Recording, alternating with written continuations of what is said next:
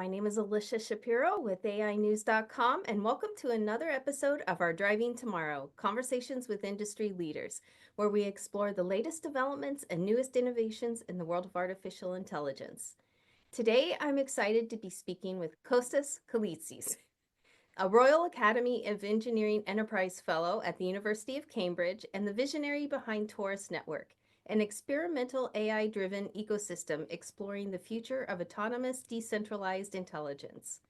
But Torus isn't just another AI tool. It's an evolving system inspired by the principles of biological self-organization. Designed to be a self-assembling, self-governing network of agents, Torus is pushing the boundaries of how AI can operate independently across blockchain and real-world applications. In today's interview, we'll explore what happens when AI stops being a tool and starts becoming a civilization.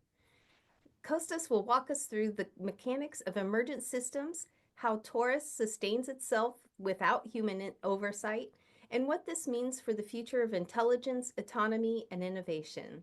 So thank you for joining us today, Kostas. Alicia, thanks for having me. It's a great pleasure to be here. Oh, absolutely. I'm glad to have you here. And for those who are maybe just hearing about Torus for the first time, can you describe more about what it is and what it does? And maybe from there, what inspired you to build something so radically different from traditional AI systems? Yeah, so at the very core, Torus is an agent coordination network. And what that means is that it provides the organizational framework. It's a system that provides the organizational framework for different autonomous systems that are arbitrarily specialized to work together with one another towards achieving complex goals. Although this type of organization hasn't been apparent yet in autonomous systems, the easiest way for us to understand them would be to think of human societies. Okay. And there's for pretty much every complex task has required myriads, or at least many tens or hundreds, thousands of arbitrarily specialized individuals working hard under a single framework that we often call companies in our world, where you can use a set of incentives to motivate all those different individuals to work together towards achieving a complex goal. Wow. And one pretty obvious example is a rocket. There's many smart engineers in the world. None of them can build a rocket and go to space on their own. But by combining the efforts of thousands, in this case, arbitrarily specialized people, you get to an outcome that's much greater than any single contributor could have ever achieved in isolation. And that is what Torus strives to achieve, but for autonomous systems. Until you said that, I never even thought about how agents could be like companies and we all have to work together to get things done. That's so amazing. I didn't even put that together. Yeah. I mean, and one way to think about it is almost like now in the autonomous system sphere, we're in the hunter-gatherer era, where every autonomous system is for a generalist. Hunter-gatherers used to be generalists, and then we started getting division of labor, specialization emerging. And for specialization to emerge, you need to have coordination because you need to rely on others, because you don't do everything. You do one thing very well. So you need to rely to others to fulfill your needs. And essentially the bet we're making with Torus is that those autonomous systems will start getting more and more specialized towards specific tasks. And by combining their efforts, you can get to a sum that's much grander than the sum of its parts. How did you come up with that idea? You said it is inspired by biology, especially things like self-organization and autonomy. How can you come up with that? How do those ideas shape the way the system behaves? So the biology analogy is, I think, it's a very useful one. Yeah. And it's useful for a few reasons. So it acts as a North Star internally in the team, because when you think of a biological system, it has organization across scales. From the cellular scale, a single cell is composed of different organelles, many different components that together, by working together, they constitute its function. The function of a cell emerges by the coordination of all those different organelles. And even some of those components, like mitochondria, used to be separate organisms to have our cells. So that's maybe one of the tiniest scales of coordination that emerges in biology. But you can get it, at grander and grander scales, again, in a single organism. For example, we're a symbiosis between our cells and macrobiota in our alimentary canals, in our respiratory canals. So we have, by all those different organisms, and quite literally in this case, coordinating with one another, we can function as humans and as animals. And at the even one level above, we are the sum of the different organs that constitute our bodies. And for our bodies to function, we need all those different organs to work together with one another. And what is preserved across those different scales, you need to have coordination and has to be extremely seamless. So when we make decisions internally in Torus, we want always to strive for as seamless coordination of specialized autonomous systems as possible.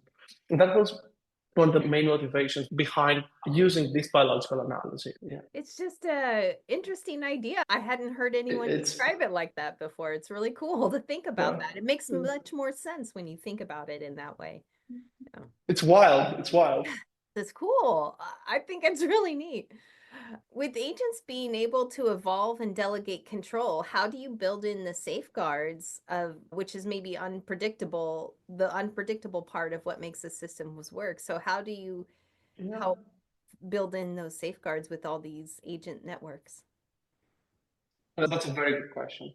And that is one of the key problems of autonomous systems right now is turning in some sense against us or being controlled by a single entity that concentrates all power. So what we try to achieve with the network, with Torus, is to essentially all control over the system, which is the coordination of the agents, is totally decentralized.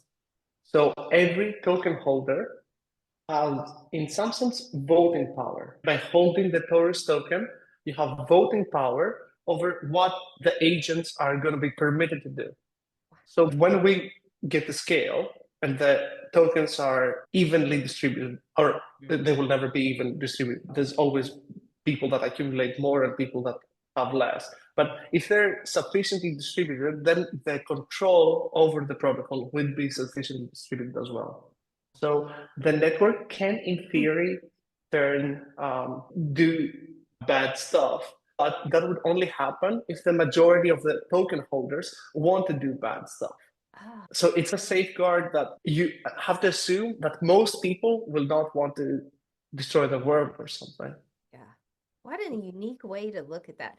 Do you find that using biology and humans as a model, do agents work better that way than what maybe a traditional AI system would work together like? So what we try to do is we don't use biology per se. We take principles of biology. We mimic biology in some sense. Or not, it's not even biology per se. It's organizational structures that have emerged in human societies. And what we try to do, those have emerged, they exist.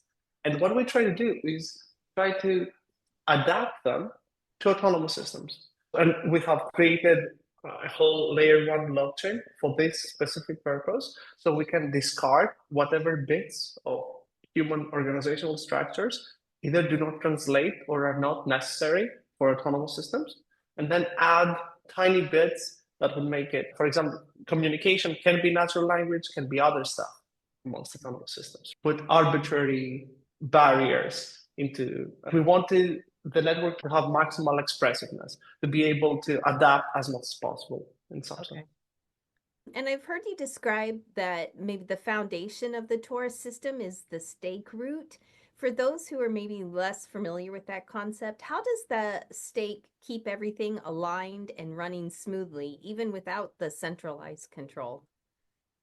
It goes back to the point I made earlier about tokens being as evenly distributed. When tokens are evenly enough distributed. So when the network is large enough, it has a few thousand holders, then essentially all controls, all power in the network emerges from the token holders. So on the token holder, you hold this voting power. Every token gives you proportional access to control over the network. So by having a distributed, decentralized enough network, you can, in some sense, guarantee that the goals of the network would be aligned with the goals of the holders. Now, it can turn good, we hope so, or bad, but we have to consider the alternative.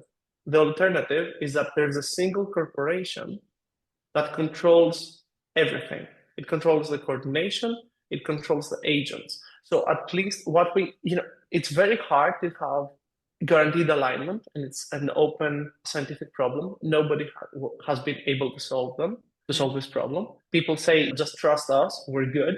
Yeah. Now, I'm not sure that's the best solution, but by trusting a large number of people, I think, again, it's never guaranteed that the outcome is going to be good, but I think the odds are much higher than having a single king or a single dictator that controls everything. Oh, for sure. Yeah, I would agree with that. And because of that decentralized government, Torus touches on both AI and blockchain. How do you see the system impacting the future of decentralized governance in finance or even digital identity? So there's a whole new field of decentralized AI interlinked with finance. It's called DeFi AI, Oh, DeFi okay. AI. And every single protocol towards that direction is experimental. So there is a lot of work that's been done to democratize access to investing, for example, Okay. and having decentralized hedge funds and a lot of, I don't want to name specific projects, but there's a lot of work that's been done there. But I want to caveat that this particular niche is also one of the most dangerous for people to lose money because there is a lot of exploits that tend to happen in those things. I would never recommend anybody to put the majority of their net worth at this stage in DeFi AI. Like it's more of right now it's at the toy application stage where we do things in Torus as well on DeFi AI. The types of applications are extremely early on. And there's definitely, it's more for early adopters that want to see how the technology works rather than putting very large sums of money because exploits will happen. Like they always do. People find way to exploit those systems. Oh, yeah, for sure. As much as we want AI to be for good, there's always the bad actors that mess things up for everyone. And for people who might be new to the idea of emergent AI systems, what use cases could you imagine Torus enabling in that area in the next 5 to 10 years? At the much shorter scale, not the 5 to 10 years. Okay. What we want to demonstrate, we can maybe try to think of what's happening 10 years down. Yeah, that's but hard. what we try to demonstrate is that by combining the efforts of different autonomous systems, you can get capabilities that no single system in isolation can have. That is the core thing that we want to demonstrate at this point. Because if that is the case, then just by combining more and more competent and specialized autonomous systems, you will have another vertical of scaling in some sense, if that makes sense. Yeah. So if we can prove this point number one, which is obvious logically, but it's not proven, it hasn't been done yet. We're still in the process of trying to prove this core hypothesis behind the Torus network. Yeah. If we go a little bit further down the line, I think I mentioned before that in my opinion, in our opinion, one of the core risks is that extremely competent systems are going to be controlled by a single entity where the vast majority of people have no participation in. Right. So right now, for people that don't have family offices, are not extremely wealthy, the likes of OpenAI and Anthropic and most of those companies are closed. And closed in the financial sense. Right. People cannot participate in their upside. It's only accessible to very select few. By having a network, this kind of network allows for everyone to participate in the economic upside or downside, right? It's still experimental. But also it allows for the control over the system, over the competent autonomous system to be distributed. And one thing I think a lot of people wonder about when they hear about evolving AI agents is, are we talking about machines becoming conscious, or is this more about systems behaving intelligently without actually being self-aware? What is your opinion on that? I think the main worry is not machines becoming, and I'm quoting like Max Tegmark here. It's a professor at MIT that has said that the problem with autonomous systems would not be them being conscious, but them being competent. And the whole problem would be now you have this type of scaling in autonomous systems, but if this trajectory keeps going, those systems are likely to be much more intelligent than us in the foreseeable future. So the thing is, how can we have sovereignty over those systems if they're so much more competent than we are? Yeah. So I'm not overly worried whether they're conscious or not. Even defining consciousness is a hazy term. Yeah. But the key issue at hand is competence. Okay. That's interesting. And by being competent and having your little voting rights, hopefully they'll always make the right decisions and it'll be okay that they're smarter than us. I mean, that's the hope, right? That we'll have very smart total systems, very smart complete systems where they would not be controlled by a single, they will not be slaves to a single master, but they will be serving the kind of the common good, or at least multiple masters, or like thousands of masters or millions. It's so innovative. I love that. I've never heard anyone talk about it this way. That's really great. Thank you so much, Kostas, for sharing your insights on Torus and the fascinating world of decentralized, self-organized AI. It's really innovative and it's been truly just a mind-expanding conversation. So thank you for joining us today. I appreciate it. Thank you very much, Alicia. It's a great pleasure to be here. Good. And for those who'd like to learn more about Torus, you can visit their website, torus.network. Keeping you connected to tomorrow. Today, this is Alicia with AInews.com.